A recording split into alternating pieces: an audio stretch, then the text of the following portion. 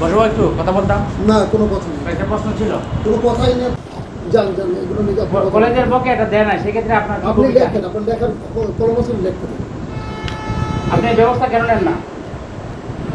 আপনাকে যেতে বলছি, এটা আমার ডিপার্টমেন্টকে আমি জবাব দিই।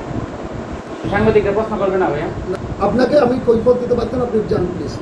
আচ্ছা আমি আসছিলাম, আমি বলছিলাম আসছি তো আমার একটু দরকার, এই জন্য বললাম আপনি। আচ্ছা আপনারাই বসতে বলছেন, বসবো?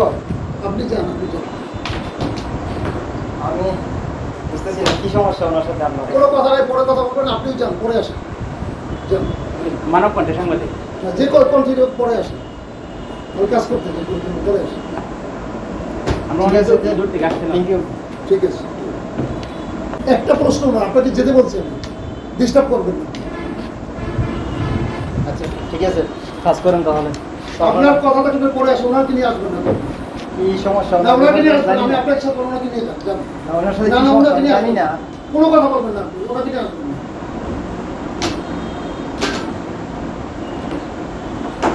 আচ্ছা আপনার নাম্বারটা দিন একটু, আমি না, কোনো কিছু দেবো না, পরে আসেন।